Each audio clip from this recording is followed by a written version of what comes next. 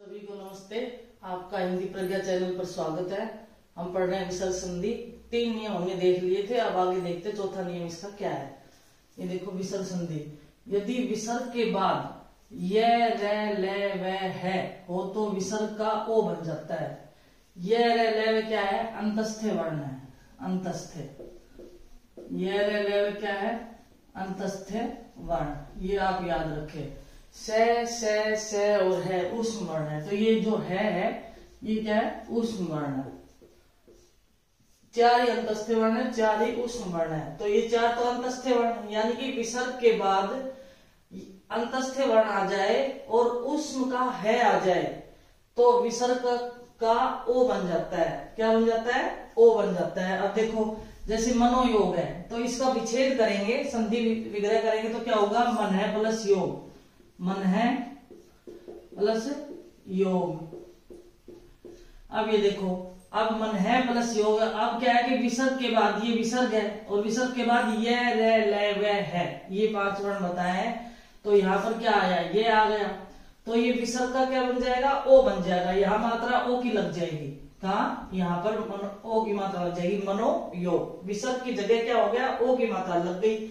और इसके बाद ये आया था, यही हमारा नियम है कि विसर्ग के बाद ये रे ले वे है हो तो विसर्ग का ओ बन जाता है। दूसरा उदाहरण देखिए, मनोरथ। तो इसका संधि विच्छेद क्या करेंगे? मन है प्लस रथ, मनोरथ। अब इसमें भी ये विसर्ग आया है और इसके बाद रे, देखो यहाँ पर रे भी लिखा हुआ है, ये रे ले वे, तो ये यहाँ रे भी है।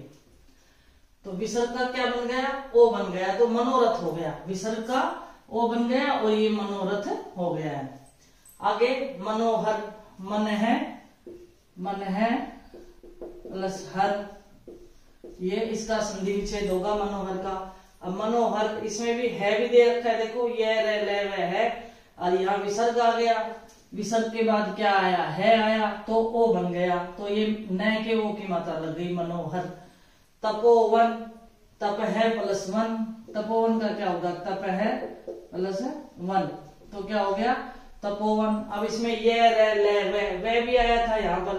अब देखो तप है, विसर्ग का क्या बन गया? ओ बन गया। और वह पीछे वे आना ही था, है ना? विसर्ग के बाद ये रे ले वे है आना है, तो यहाँ तप है प्लस वन और इसका क्या बन गया? विसर्ग की जगह क्या हो गया? ओ बन गया। यहाँ पर ये ओ आ गया, तपोवन हो गया। इसी तरह से अधोगति, यशोगान, अधोगति, यशोगान, वयोवृद्ध, मनोरंजन। अब इसमें देखो वयोवृद्ध, देखो वय है प्लस वृद्ध, वृद्ध, है ना?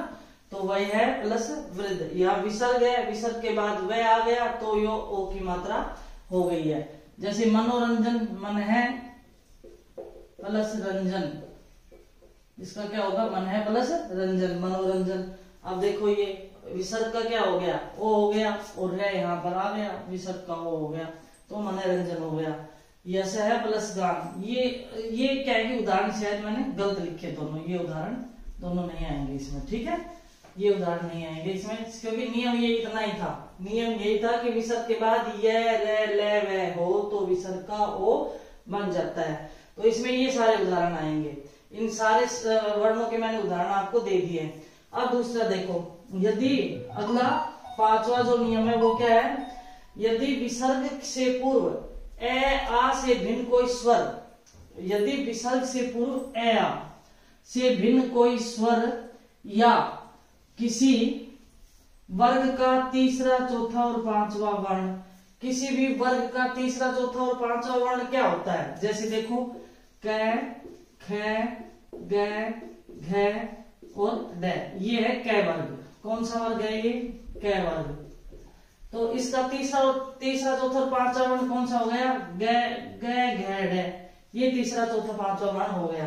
तो किसी वर्ग का तीसरा, चौथा, 5वां वर्ण या ये रे ले वे में से कोई वर्ण हो तो विसर्ग का रे हो जाता है। देखो, यदि विसर्ग से पूर्व ए आ से भिन्न, ए आ से भिन्न का मतलब ए आ को छोड़कर, ठीक है ना। विसर्ग से पूर्व यानी कि विसर्ग से पहले, इस नियम को अच्छे से समझे आप।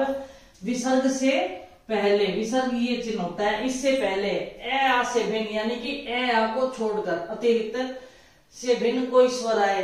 कितने स्वर है? 11 स्वर है। 11 स्वर में से ए आ को छोड़ दिया और जितने भी स्वर है वो सारे, कोई उनमें से कोई भी स्वर आ जाए, या किसी वर्ग का तीसरा, चौथा और पांचवा वर्ण आ जाए, या ये रे ले वे। अब ये अंतस्थे वर्ण है, ये मैंने अभी ऊपर भी लिखे थे आपको। ये रे ले वे क्या है? अंतस्थे वर्ण है। में से कोई वर्ण हो तो विसर्ग का रे हो जाता है। विसर्ग का क्या हो जाता है? रे बन जाता है। विसर्ग का रे बन जाता है। देखो फिर समझो इसको। यदि विसर्ग से पूर्व ए आ से भिन्न यानी कि ए आ को छोड़कर, भिन्न का क्या अर्थ हुआ? ए आ को छोड़कर, इनको छोड़ो और बाद बाकी जो 9 वर्ण बचते हैं, 9 स्वर बचते हैं, वो सभी आ सकते हैं। से भिन्न कोई स्वर या किसी वर्ग का तीसरा, चौथा, पांचवा वर्ण, ये रे ले वे में से कोई भी वर्ण हो तो विसर्ग का रे हो जाता है। अब देखो उदाहरण से समझ में आएगा। जैसे निर्बल है, निर्बल है तो ये इसका क्या विग्रह करेंगे? नी प्लस बल। ठीक है। अब ये पहले क्या है? विसर्ग से पहले क्या था? ए आ को छोड़कर। ए आ तो आने ही नहीं है, ए आ तो आने नहीं है। ए आ को छोड़कर नी, ई की मात्रा आई तो कौन सा? ई वर्ण आया, ई स्वर आया यहाँ पर, है ना। इससे पहले तो ई स्वर आ गया, फिर ये विसर्ग आ गए और फिर ये पीछे क्या था? बल, पे। अब देखो ये कै वर्ग है और ये बै किसका है? पे फे बे, पे फे बे भे और मैं, यानी कि ये तीसरा वर्ण है, पहला दूसरा नहीं है। यानी कि पहले दूसरे तो छोड़ने हैं, तीसरा, चौथा, पांचवा, तो ये बे आया है, तीसरा वर्ण आया है। ये पे वर्ग का तीसरा वर्ण यहाँ पर आया है। तो यह किस बन गया? अब मात्रा क्या हो जाएगी? विसर्ग का रे बन जाता है। तो ये जो ये विसर्ग दे रखा है इसका क्या बन गया? रे बन गया। ये ऊपर लग गया, निर्बल। यहाँ पर रे हो गया, ऊपर हो गया। ठीक है ना, निर्बल हो गया। इसी तरह से पुनर्जन्म। अब पुनर्जन्म का क्या करेंगे? पुनः प्लस जन्म, जन्म। अब देखो इसमें ये नियम लागू हो रहा है क्या? नहीं। पुनः विसर्ग से पहले क्या आया? उ आया, ये विसर्ग आ गया, फिर ये जन्म। ये जन्म जय कौन सा वर्ण है? तीसरा, चौथा, पांचवा, ये च वर्ग का। ये च, छ, जय, झ, ये जय किस वर्ग का है? च, छ, जय, झ और ये तीसरा, चौथा, पांचवा वर्ण आना था इसमें, पहला दूसरा नहीं आना है। तो ये तीसरा वर्ण आ गया, इसलिए ये विसर्ग हट गया और विसर्ग की जगह क्या आ गया? ऊपर रे आ गया। ऊपर का रे हमेशा आधा रे होता है। ठीक है, तो ये रे आ गया। अब देखो निर्मम, निहि प्लस मम, निहि प्लस मम क्या होता है? निर्मम होता है। इसमें भी वही नियम लागू हो रहा है कि इसमें ई, पहले ई आ गया, फिर विसर्ग आया है और विसर्ग के बाद क्या आया है? मैं। पे वर्ग का है मैं। पे फे बे भे मैं, ये पे वर्ग का। पे फे बे भे मैं, ये पांचवा वर्ण आ गया। ठीक है ना, तीसरा, चौथा, पांचवे में से ही आना है ना। तो ये इसका क्या हो गया? विसर्ग हट गया यहाँ पर और ऊपर रे लग गया, तो ये निर्मम शब्द बन गया। समझ आ रहा है ना आपको? ऐसे निरर्थक, निहि प्लस अर्थक। निरर्थक का क्या विग्रह होगा? निहि प्लस अर्थक, निरर्थक। तो इसमें नी, ई की मात्रा है, विसर्ग है और ये आ गया, तो इसमें मात्रा ऊपर लग गई है। दुरुपयोग, दुहु प्लस उपयोग, उपयोग। अब देखो दुहु, तो ये दुहु में ऊ की मात्रा लगी, फिर विसर्ग आ गया, फिर ये ऊ आ गया यहाँ पर। तो ये मात्रा कहाँ चली गई? ऊपर चली गई। इसकी जगह विसर्ग हट गया और मात्रा ऊपर आ गई। दुरुपयोग में दुरुपयोग, ये रू मतलब इसी तरह से लिखा जाएगा ना, रू। रे के ऊपर ऊ की मात्रा ऐसे लग गई है। ये रे ऊपर, रे के अंदर रे आ गया, रे के अंदर ऊ की मात्रा हो गई, तो ये दुरुपयोग इस तरह से बन गया। तो ये नियम आपको समझ में आए होंगे। इसमें चौथा और पांचवा नियम इंपॉर्टेंट है। ये सीधा सा है, यदि विसर्ग के बाद अंतस्थ वर्ण आए और उसमें का है आए तो विसर्ग का ओ बन जाता है। और यदि विसर्ग से पूर्व ए आ से भिन्न कोई स्वर या किसी वर्ग का तीसरा, चौथा, पांचवा वर्ण, ये रे ले में से कोई भी वर्ण हो तो विसर्ग का रे हो जाता है। ये हमने उदाहरण सहित देखा है। अब इसके और नियम है, 3-4 नियम और है वो देखते हैं। अगला नियम देखते हैं, छठा नियम। किसी विसर्ग से पूर्व ई या ऊ हो, विसर्ग से पूर्व ई या ऊ हो तथा बाद में कै जै पै फै हो तो विसर्ग का श बन जाता है। नियम याद करें, किसी विसर्ग से पूर्व ई या ऊ हो तथा बाद में विसर्ग के बाद कै जै पै फै, कै जै पै फै हो तो विसर्ग का श हो जाता है। अब देखो, निहि प्लस कपट तो निष्कपट किसका हो गया? ये विसर्ग का हुआ। विसर्ग का एक तो ये ध्यान, विसर्ग से पूर्व ई या ऊ हो तभी, ऐसा नहीं है कि कोई भी वर्ड आ जाए ए आ जाए तो भी होता है, नहीं। विसर्ग से पूर्व ई या ऊ हो तो देखो ये विसर्ग से पूर्व यहाँ पर ई है, न के ई की मात्रा लगी हुई ना नी, तो ये ई की मात्रा है और फिर विसर्ग आ गया, इसके बाद कै आ गया तो इस विसर्ग का क्या बन जाता है? श बन जाता है। यहाँ पर विसर्ग का श बन गया तो निष्कपट हो गया। जैसे निहि पाप, निहि पाप यहाँ पर भी ई है, पहले ई या ऊ बताया, 2 ही वर्ण बताया है, ई या ऊ हो और उसके बाद अगर कै जै पै फै आ जाए तो क्या बन जाएगा? विसर्ग का श बन जाएगा। तो निष्पाप, निहि प्लस पाप तो ये इस विसर्ग का क्या बन गया? श बन गया, यहाँ पर निष्पाप हो गया। इसी तरह से देखो, दू प्लस कर्म तो दू ये ऊ की मात्रा है, देखो तो यहाँ पर ऊ आया, ऊ के बाद क्या है? विसर्ग है, यानी कि विसर्ग से पहले तो ऊ आ गया और फिर कै आ गया, यही हमारा नियम था। तो कर्म आ गया कै और ये विसर्ग का क्या बन गया? श बन गया। यहाँ पर भी दू प्लस प्रकृति, अब इसमें भी ऊ की मात्रा आई है, यानी कि विसर्ग से पहले ऊ है फिर विसर्ग है और उसके बाद पै वर्ण है, पै भी इसमें दे रखा है, पै वर्ण है, तो ये विसर्ग का क्या बन गया? श बन गया। यहाँ पर दुष्प्रकृति, धू प्रकृति यानी कि दुष्प्रकृति। अगला नियम है, विसर्ग के बाद कै खे पै फै होने पर विसर्ग का लोप नहीं होता, होने पर विसर्ग का लोप नहीं होता। देखो, विसर्ग के बाद, ये तो विसर्ग से पहले ई या ऊ हो तो परिवर्तन बताया है, इस नियम में और इस नियम में अंतर है। यहाँ तो विसर्ग से पूर्व ई या ऊ आए और उसके बाद कै जै पै फै आए तो श बनता है, लेकिन यहाँ शब्द विसर्ग से पूर्व वाले नहीं है। विसर्ग के बाद आगे कुछ नहीं देखना है कि क्या कौन सा वर्ण आ रहा है, ए आ रहा है या ई ऊ, कुछ भी नहीं देखना है। अगर विसर्ग के बाद कै खे पै फै होने पर विसर्ग का लोप नहीं होता है। तो देखो, अंतःकरण, अब वैसे तो यहाँ पर ए आया हुआ है लेकिन अपने नियम में कहीं भी नहीं लिखा हुआ है कि पहले ए आए और बाद में कै आए, तो ऐसा नहीं है।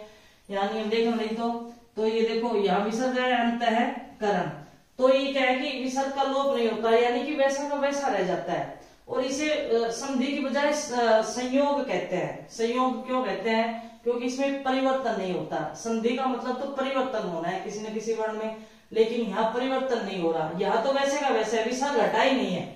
विसर्ग के बाद कै खे पै फै आने पर विसर्ग का लोप नहीं होता है, अर्थात विसर्ग हटता नहीं है, जैसा शब्द है वैसे का वैसा सिर्फ जुड़ जाता है, उसका संयोग हो जाता है, लेकिन उसमें परिवर्तन नहीं होता है, ये ध्यान रखना है।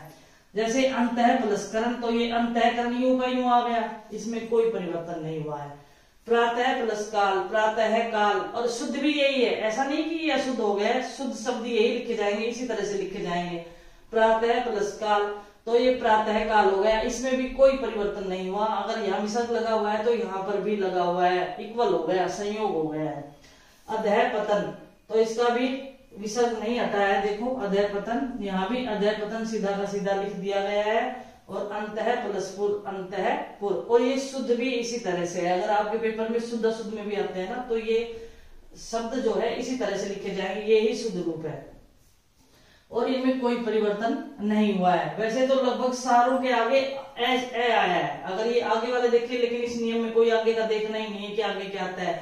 और यहाँ नियम है, यहाँ विसर्ग से पूर्व ई या ऊ देखना है, ई या ऊ के बाद कै जै पै फै आएगा तो ये श बनेगा, लेकिन यहाँ ये नियम नहीं है। यहाँ सिर्फ विसर्ग के बाद कै खे पै फै आ जाता है तो विसर्ग का लोप नहीं होता है। अगर यहाँ ई या ऊ आ जाए ना तो फिर वही श पे चला जाता है, फिर से आएगा। समझ आया होगा ये नियम? फिर से ध्यान से पढ़े, इसको ध्यान से देखना, 1-2 बार रिवीजन करोगे ना तो आपको समझ में आएगा। आगे देखते हैं अब अगला नियम देखते हैं विसर्ग संधि का 8वां नियम।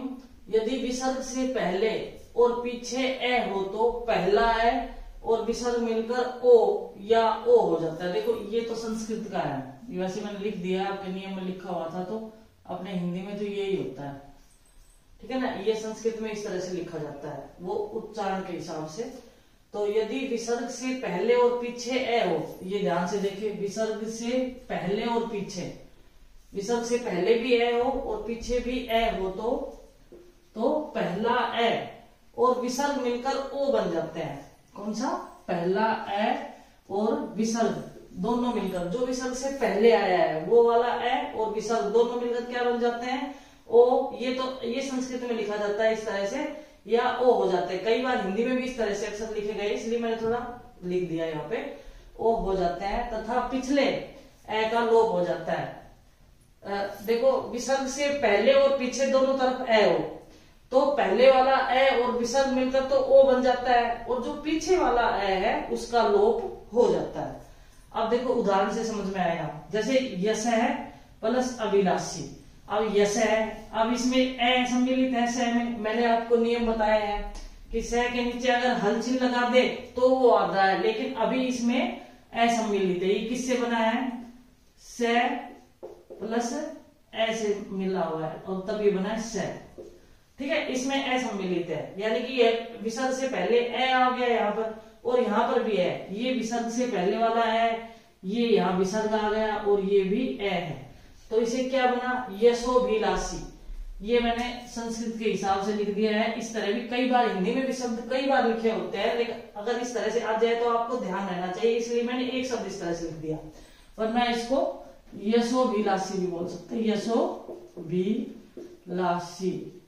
इस तरह भी लिखेंगे तो ये भी सही है, ये गलत नहीं है। हिंदी में तो इसी का प्रचलन है, इसका संस्कृत में प्रचलन है, लेकिन कई बार संस्कृत के शब्द भी अपने हिंदी में लिखे होते हैं, तो इस तरह से लिखा जाएगा। और ये भी सही है, ये भी सही है, दोनों सही है, लेकिन संस्कृत में इसका प्रचलन है और हिंदी में इसका प्रचलन है, ठीक है ना। यहाँ तो ओ ही बनेगा और संस्कृत में ओ के साथ ये और लगता है, यसे अभिलाषी। अब दूसरा देखो मनोभिराम, तो मन है, अब इसमें भी ए सम्मिलित है, फिर आ गया यहाँ विसर्ग आ गया, फिर आ गया ए आ गया। अब इसमें यही तो नियम था हमारे कि विसर्ग से पहले और पीछे ए हो और पहला ए और विसर्ग मिलकर तो ओ बन जाते हैं, पिछले वाला जो ए है वो समाप्त हो जाता है, तो ये तो हट जाएगा, ये तो अपने आप हट जाता है। अब मन है तो इसका क्या हो जाएगा? विसर्ग की जगह ओ बन जाएगा, या मनोभिराम। और इस मनोभिराम को इस तरह भी लिख सकते हैं, मनोभिराम इस तरह लिख सकते हैं, लेकिन ये संस्कृत में प्रचलित है, इसलिए मैंने यहाँ पर सीधा लिख दिया। एक वर्ण मैंने आपको बता दिया कि इस तरह भी आ सकता है, नहीं तो ये हिंदी में तो ऐसे ही आएगा, ठीक है। अब मन है अनुकूल, मन है प्लस अनुकूल, मनोनुकूल। अब इसमें भी क्या है? ए सम्मिलित है इसमें, फिर विसर्ग आ गया, फिर ये ए फिर सम्मिलित है, अभी पीछे वाला ए तो हट जाएगा और ये ए और विसर्ग मिलकर क्या बन जाएंगे? ओ की मात्रा बन जाएगी, ओ हो जाएगा, तो मन है कि ओ की मात्रा लग जाएगी, मनोनुकूल, ये नो हो गया, मनोनुकूल हो गया ये वर्ण। समझ में आया ये आपके कि विसर्ग से पहले और पीछे दोनों जगह जब ए आ जाए तो आगे वाला ए और विसर्ग मिलकर क्या बन जाता है? ओ बन जाता है, और पीछे वाला जो ए है वह समाप्त हो जाता है। जैसे कि हमने उदाहरण से देखा, यस है प्लस अभिलाषी, यशोभिलाषी हो गया, यहाँ पर मन है अभिराम, मनोभिराम हो गया, ये ए तो हट गया और ये ए और विसर्ग दोनों मिलकर क्या बन गए? ओ की मात्रा बन गई, तो मनो हो गया, मनोभिराम, और ये हट गया है। इसी तरह से मन है अनुकूल, तो इसमें भी ए सम्मिलित है, ये विसर्ग है, ये है तो हट गया है, और यहाँ ए और विसर्ग मिलकर ओ की मात्रा बन गई, तो ये मनोनुकूल बन गया। अब अगला उदाहरण देखो, यदि विसर्ग से पहले आ को छोड़कर, किसको छोड़कर? आ को छोड़कर कोई दूसरा स्वर हो, यदि विसर्ग से पहले आ को छोड़कर कोई दूसरा स्वर हो तथा विसर्ग के बाद र हो, विसर्ग के बाद क्या हो? विसर्ग के बाद र हो। विसर्ग से पहले तो आ को छोड़कर जो 10 स्वर और बच जाते हैं वो कोई भी हो सकता है, और विसर्ग के बाद र हो तो विसर्ग का लोप हो जाता है, तथा पूर्ववर्ती हर्ष स्वर है वो दीर्घ हो जाता है। देखो हर्ष स्वर कौन से हैं? हर्ष स्वर ए, ई, उ और री, ये 4 हैं हर्ष स्वर। अगर हर्ष स्वर की संख्या पूछे तो ये कितने हैं? इनको लघु स्वर भी बोलते हैं। देखो हर्ष स्वर, या लघु स्वर, लघु स्वर। यानी कि मात्रा आएगी तो इनकी आएगी, या तो ए की या ई की मात्रा होगी या ऊ की मात्रा होगी। तो जो ई की छोटी मात्रा होती है वो बड़ी में कन्वर्ट हो जाएगी, बड़ी हो जाएगी ना। ई की जगह ये बड़ी ई आ जाएगी। ये दीर्घ स्वर में आता है, ये दीर्घ में आता है, ये लघु में या हर्ष में, हर्ष या लघु कुछ भी बोल सकते हैं। तो इसको समझने का प्रयास करें। यदि विसर्ग से पहले आ को छोड़कर कोई दूसरा स्वर हो तथा विसर्ग के बाद रे हो तो विसर्ग का लोप हो जाता है, तथा पूर्ववर्ती यानी कि पहले का, पूर्ववर्ती यानी पहले का हर स्वर दीर्घ में परिवर्तित हो जाता है। उदाहरण देखो, जैसे निहि प्लस रोग। अब इसमें कहा था आ को छोड़कर विसर्ग से पहले क्या आया, ई आ गया, ठीक है ना। ये विसर्ग है, विसर्ग से पहले क्या आया, ई आ गया, और बाद में रे आना था, बाद में तो रे ही आना था, तो ये रे आ गया। तो क्या होगा, ये पूर्ववर्ती जो हर स्वर है, ये ई की जो मात्रा है ये बड़ी की मात्रा बन जाएगी। बस इतना ही तो है भाई। ये इसकी जो है ये विसर्ग तो हट ही जाएंगे, लेकिन जो ये मात्रा है ना ये छोटी से बड़ी की बन जाएगी। जैसे निरोग बन गया, निहि प्लस रोग, हमने यहाँ पर नी छोटा लिखा है यानी कि हर स्वर है, और हमने इसको दीर्घ बना दिया है तो ये बड़ा हो गया निरोग। इसी तरह से निहि प्लस रस, नीरस।